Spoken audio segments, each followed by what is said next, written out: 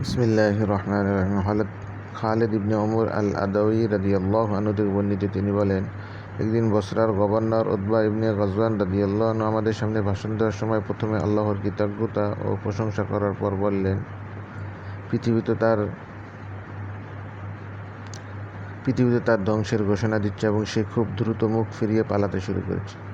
আর পানি পান করার পর পাত্রের তলদেশে যতটুকু পানি অবশিষ্ট থাকে, পৃথিবীর বয়স শুধু এতটুকুই অবশিষ্ট রয়েছে, আর পার্থিব স্বার্থবাদীরা তাই পান করছে। আর তোমাদের এই নশ্বর জগৎ পরিত্যাগ করে এক অবিনশ্বর জগতের দিকে পাড়ি জমাতে হবে, যার কোনো শেষ নেই। অতএব তোমাদের কাছে যে উত্তম বস্তুগুলো রয়েছে তা নিয়ে যাও। আমাদের কাছে বর্ণনা করা হয়েছে যে জাহান্নামের এক প্রান্ত থেকে একটি পাথর নিক্ষেপ করা হবে এবং 70 বছর পর্যন্ত এর ভিতর নিচের দিকে পড়তে থাকবে, তবু তা গর্তের তলদেশে পৌঁছতে পারবে না। আল্লাহর কসম, অবশ্যই এটা মানুষ দিয়ে পরিপূর্ণ করা হবে।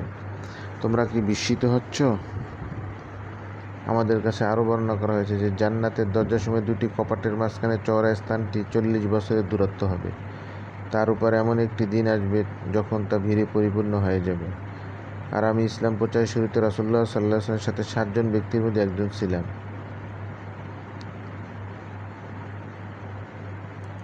গাছের পাতা ব্যতীত আমাদের কাছে আর কোনো খাদ্যই ছিল না। তা খেতে খেতে আমাদের চোয়াল ক্ষত হয়ে গিয়েছিল। আমি একটি চাদর কুড়িয়ে পেয়েছিলাম, তা দুভাগ করে আমি ও সাদ ইবনে মালিক রাদিয়াল্লাহু আনহু ভাগ করে নিয়েছিলাম। এর অর্ধেকটা দিয়ে আমি লুঙ্গি বানিয়েছিলাম, অর্ধেকটা দিয়ে সাদ লুঙ্গি বানিয়েছিল। কিন্তু বর্তমানে অবস্থা তো এরূপ যে আমাদের প্রায় প্রত্যেকের কোনো না কোনো নগরীর শাসক হয়েছেন। আমি নিজেকে বড় মনে করা এবং আল্লাহর কাছে ছোট হওয়া থেকে মহান আল্লাহর নিকট আশ্রয় কামনা করছি। মুসলিম তিরমিজি। হযরত আবু মুসা আশআরী রাদিয়াল্লাহু আনহু থেকে বর্ণিত, তিনি বলেছেন, আয়েশা রাদিয়াল্লাহু তাআলা আনহা আমাদের সামনে একটি কম্বলে একটি মোটা লুঙ্গি বের করে বলেছেন, এই দুটি পরিহিত অবস্থায় রাসূলুল্লাহ সাল্লাল্লাহু আলাইহি ওয়াসাল্লামের ওয়াফাত হয়েছে। বুখারী মুসলিম। সাদ ইবনে আবু ওয়াক্কাস রাদিয়াল্লাহু তাআলা আনহু তিনি বলেন, আমি ছিলাম সর্বোত্তম আরববাসী যে আল্লাহর পথে তীর নিক্ষেপ করেছি। আর আমরা রাসূলুল্লাহ সাল্লাল্লাহু আলাইহি ওয়াসাল্লামের সাথে এমন অবস্থায় জিহাদে অংশগ্রহণ করেছিলাম যে আমাদের কাছে ঝাউ গাছের, বাবলা গাছের পাতা ব্যতীত আর কোনো খাদ্যই ছিল না। এমনকি আমাদের লোকেরা ছাগলের বিষ্ঠার ন্যায় পায়খানা করতো, যা আরেকটার সাথে মিশত না। হযরত আবু হুরায়রা রাদিয়াল্লাহু আনহু থেকে তিনি বলেন, রাসূলুল্লাহ সাল্লাল্লাহু আলাইহি ওয়াসাল্লাম ইরশাদ করেছেন, হে আল্লাহ, মুহাম্মদ সাল্লাল্লাহু আলাইহি ওয়াসাল্লামের পরিবারকে ক্ষুধা নিবারণের উপযোগী রিজিক প্রদান করুন। মুসলিম ও তিরমিজি।